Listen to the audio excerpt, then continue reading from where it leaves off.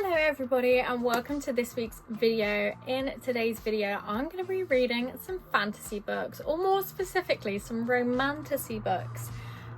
This is kind of spurred on by the fact that the book club I'm in is doing a romantasy readathon over the next 2 days, but it's also kind of spurred on because I very rarely pick up a fantasy book of my own accord.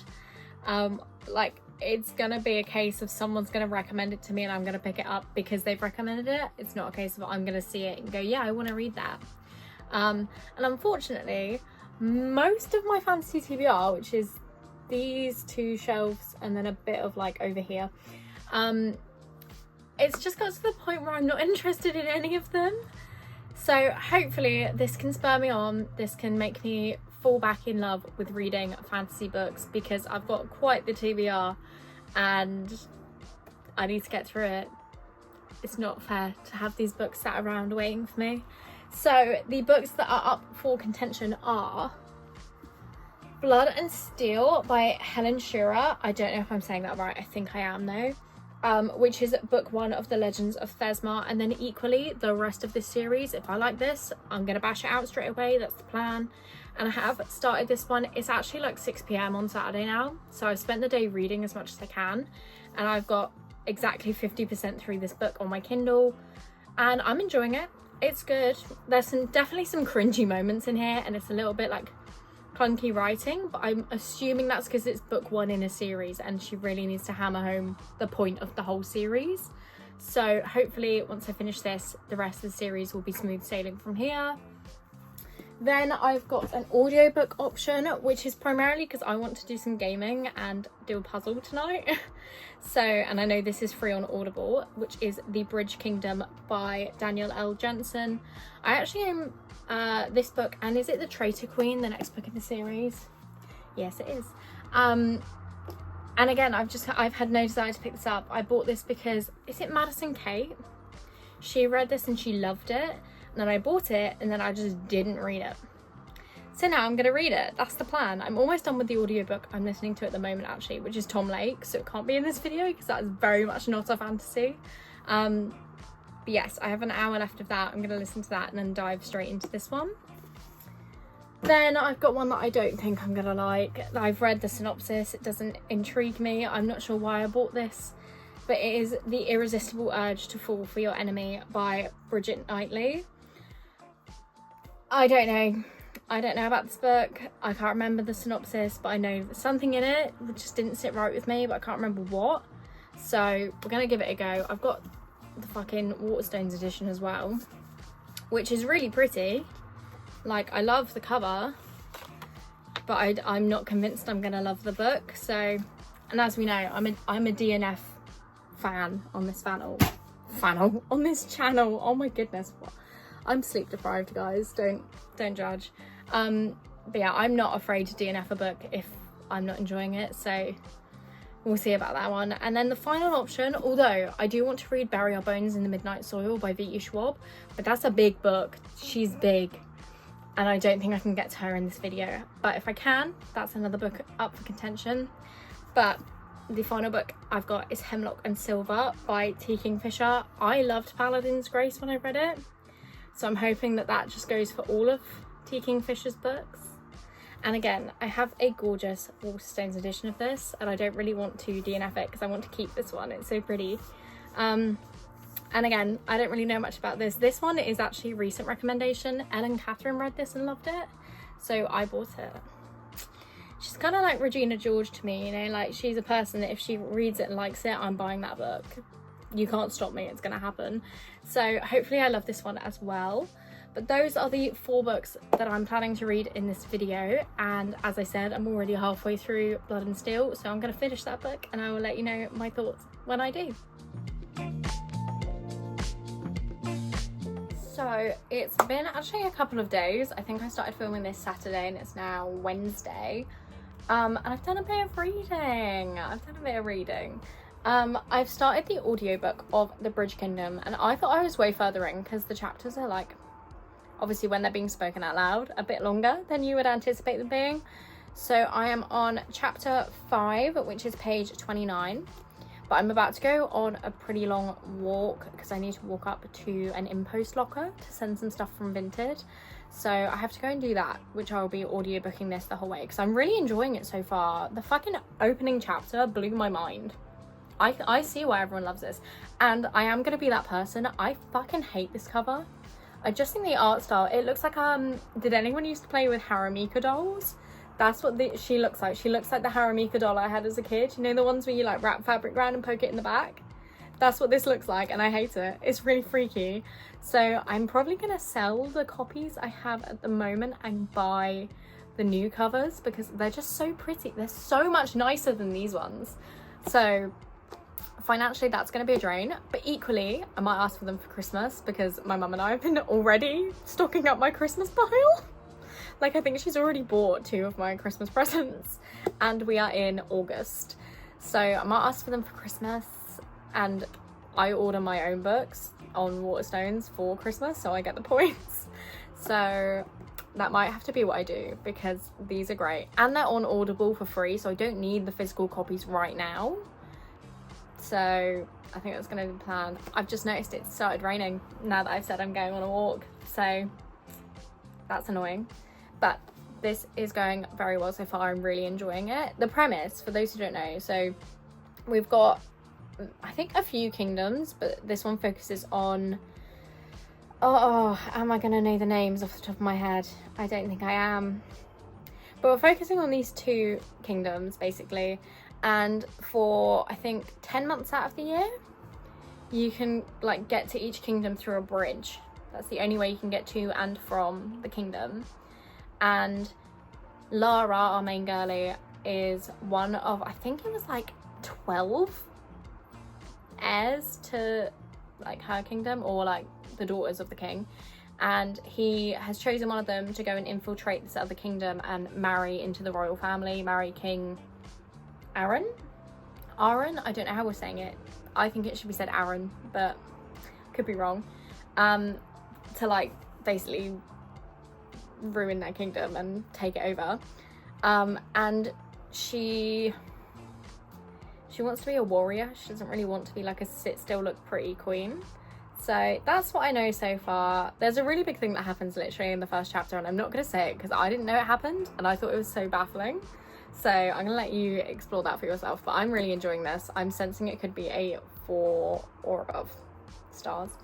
And then, as I said, I did actually read the entirety of, I can't pick it up, Blood and Steel, and I read it in essentially one sitting on Saturday, and I'm very happy to say 5-star, guys. 5-star fantasy book. These are rare for me. I don't give fantasies 5 stars. Fantasy tends to sit at a 3-star for me because I'm picky. Very picky, but I really like this. This is like, so we've got our main character Althea, I could be saying that wrong, Althea, who wants to be a warrior, but in her kingdom, Thesmar, or city, Thesmar, I don't know what it's meant to be, no women are allowed to wield weapons because of a prophecy made about a girl that would have a sword and basically like bring the kingdoms, the realms, to their knees, essentially. So no one's allowed them. She had one anyway. It gets found, and then when she's meant to be getting persecuted for breaking the law and having a weapon, her, I don't know if it's her mentor or her teacher, but this like very cool lady is essentially like, no, she's a warrior. You need to have her in your squad. You need to train her. And she goes and petitions to become a warrior and go through the training. And we basically just see how, like, this sounds really feminist of me, but how being a woman in this very male dominant field is extremely difficult, and how she's being picked on and treated differently. And then obviously she proves everyone wrong and she's amazing.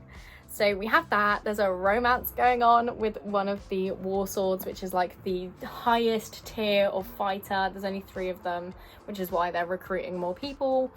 And it's so good. I loved it so much. It's so great. And there's a found family element, which I'm really bad at seeing when things are found family, because to me that's just, you've got friends. That's what that is to me.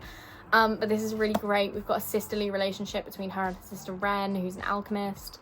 We've got obviously the friends Kip and Cal. They are my favourite characters. I love them, and I'm convinced they should be gay. They're not, but they should be. And I love it so much. So unsurprisingly, after giving this a 5-star, I have jumped straight into book 2, Vows and Ruin, and I'm 100 pages in, and I do intend to have this finished within the day. I think I can do it. So that is the official ones that I've read for this video, and then I'm counting this as a fantasy, but it really doesn't count because it's fan fiction. I also read All the Young Dudes by Ms. King Bean, which is a very popular Harry Potter fan fiction set in the 70s and following the Marauders, so Remus, Sirius, James and Peter, and their time at Hogwarts, and I fucking love this as well. I gave this a 5-star, but it's Harry Potter fan fiction, so we kind of knew that was going to happen. I mention it every video. My Harry Potter stuff, you can tell I'm a fan. I have a tattoo for the series, and I want a tattoo of Sirius actually, like in dog form, because I used to have a border collie, which is what, in my head, that's what Sirius is. I had a black border collie, and I want to get him with like the veil behind him. I think that'd be sick. But I fucking love this. It's also 5-star, so if you like Harry Potter, I do recommend this. It's definitely more fantasy, not romantasy, but it's extremely well written. I was crying at one point. It was so good. And I know that it is going to become, like, there's going to be a romance plotline in there soon. I've seen the cover of book 2, I know. And this is completely free online on the Archive of Our Own, or AO3 I think it's called. So I've been reading it on my phone, but I have the physical copies because I bought them in like January before I'd even read them, because I was like, those covers are gorgeous, they need to be on my shelf. So this is also 5-star. This was an unofficial read of the video, but let's get back to the books I'm actually reading, and I'm probably still gonna go on my walk even though it's raining because I need to send these parcels. So I imagine when you'll next see me, I'll have read some more of the Bridge Kingdom and I'll be very soggy. That's my prediction. So I'll see you then.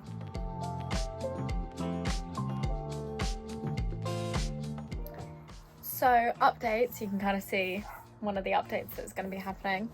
I ended up reading Slaying the Shadow Prince. I can't remember if I mentioned this in the last clip, but this is like a prequel to the Blood and Steel Legends of Thesmar series, and the author for the Emotional Impact Order suggests reading this between book 2 and 3, so that is what I did. I personally wouldn't have recommended that because this sucked. This was not good in my opinion. I think it's very much to do with the characters in this book. So we do get Wilder Hawthorne, who is in Blood and Steel, that series. He is in this. That's like the tying link here. It's a backstory to do with his mentor and what happened with his mentor. In that sense, yeah, great. I think this should have been shorter, in my opinion. It's only, I think, 340. Oh no, what am I looking at? There's like an extra bit to do with a different story. How many pages is this? 367 pages. It's not massive for a fantasy book, but I just think this could have done with being like 100 pages shorter. I had lost interest by the end. The characters, as I mentioned, we follow, I think it's pronounced Talamir and Drew. And they just weren't likable to me. They weren't as they weren't as interesting to me as Wilder and Althea from the main series, and they didn't have like the funny friends like I've mentioned several times. Cal and Kip, the friends in Blood and Steel, are my favourite, possibly my favourite friends in a book ever. They're so fun, and you really feel the connection with them. This didn't have that for me. This didn't have that. It was a bit too long for my liking, which is ridiculous because it's like a pretty average size book. But for me, this is like a 2.75. Like, I would unhaul this if I didn't want to put it on the shelf with the rest of the series. I might still unhaul it because I'm never going to read this again, ever. So this is a big loss for me. I was really hoping I would like this, but I really didn't. And then, as you saw in my little intro for this specific clip, I've had a rather exciting delivery. As you can see behind me, I'm a huge fan of the Powerless trilogy by Lauren Roberts, and we've got a new novella for that series. So we're having a brief intermission yet again to go off course and not read from the TBR I set myself for this, and we're going to read Fearful, which is obviously a novella. This is like, let's check, I think it's about 200 pages long, if that. Let's have a look. Does it tell me? Why are they not? Oh, there's a bonus scene. Okay, so it's just under 300 pages. It's 277 pages. Easy peasy read. Oh, and I know I love this series, so I'm going to read this. And then I promise I will get to Hemlock and Silver and the Irresistible Urge to Fall for Your Enemy in this video. It's going to happen, okay? I'm going to read them. But yes, so I'm going to read this because I need something that I know I'm going to love, and I know I'm going to love this, just to get me out of the little slump that Slaying the Shadow Prince gave me. So we're going to read this next.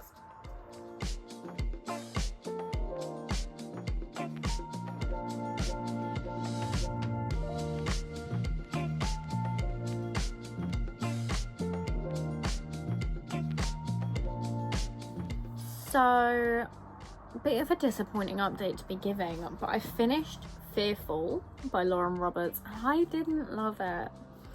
I still love Ilya and the characters and the world building, but this just was, it felt really, I don't know, bitty? I don't know if that's the word I need. But basically we have the perspective of Mara, who is a very interesting character. I like what was done with her and I like the whole concept behind the book. Obviously I love Kit, he's great. But it just felt unnecessary. I feel like Fearless really capped off the series in a great way. So this has kind of spoiled that for me. But I'm giving this a 3. Like, I'm gonna keep it, obviously, because it's part of the series that I love. But if I reread the series, I don't know if I would reread this one. I don't know. I'm not emotionally attached to this one the way I was with the others. So that is that. And finally, we are getting to Hemlock and Silver by T. Kingfisher. I'm going to start this today. I've decided this will be the final book for the video because The Irresistible Urge to Fall for Your Enemy has been voted in for another video I'm going to do soon. So I'm still going to get to that within this month, just not right this second. So this will be the final book for the video, and let's crack into it. So I have somewhat finished my TBR for this video, which means it is wrap up time. So let's have a look at the books that I have read for today's video. Obviously, first off, we started with Blood and Steel by Helen Shearer, which was a 5-star. We then read Vows and Ruin, which I believe I gave a 4-star. It feels like a 4-star in my brain. So 4 stars for this one. Which, with those, I will say the main series for The Legends of Thesma, I'm really enjoying, very much loving that series. But unfortunately, book number 3, which was actually a prequel, so you don't have to read this, which is Slaying the Shadow Prince, I gave a 3-star. I maybe could have been fine not reading this at all, but you know, I've read it, it was fine. Then I read Fearful by Lauren Roberts, which I've now changed the dust jacket on to be reversed, so it's got this gorgeous fan art, which I love the fan art. What am I saying? I love the artwork they've done for this book, but the actual book itself, again, I maybe could have done without. The series was already perfect in my opinion. This did not add anything to it for me personally, and again was a 3-star. I will update briefly the Bridge Kingdom. I am about 25% into the audiobook. I'm not going to finish that in time to post this video, so let it be known I'm really enjoying that so far, and it will hopefully be in my wrap up for September because I do plan to finish it. I just need time to actually sit and have an audiobook on. And then finally, which is bringing us to the somewhat finished Hemlock and Silver by T. Kingfisher. This is a no from me. I DNF'd it at 102 pages. I don't know what it is about this because it's got the same vibes as Paladin's Grace, but the actual, like, the way the story is being told and what it's about and the characters, I'm just not interested in any of them, and I don't have time. Now that I'm working 5 days a week again, I don't have time to read books that I'm not interested in. And this, unfortunately, is a book I'm not interested in, which is so upsetting because, again, the edition is gorgeous, but I'm gonna sell it. I don't want it. I'm not gonna read it. So that is that. And then a completely irrelevant update that I want to give because it's fun. I'm a plant mum now. I'm really proud of myself because my neighbour very kindly gifted me this baby Monstera plant, and it just had the 1 leaf when she gave it to me, and it's sprouting a new leaf. That is so exciting. I've never had a plant before. This is my first one.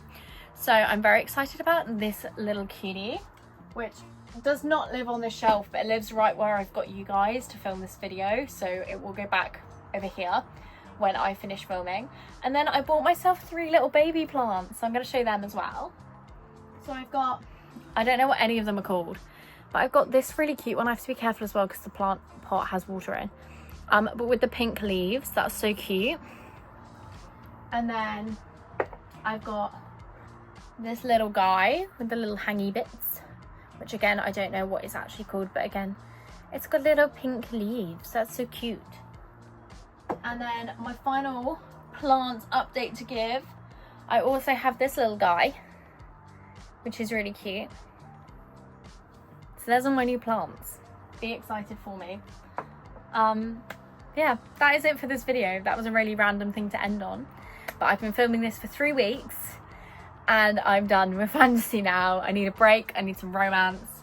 My brain is frazzled just a little bit. So I hope you have enjoyed. If you have, you know, comment, like, subscribe, all those good things, and I will see you next week with another video. Bye.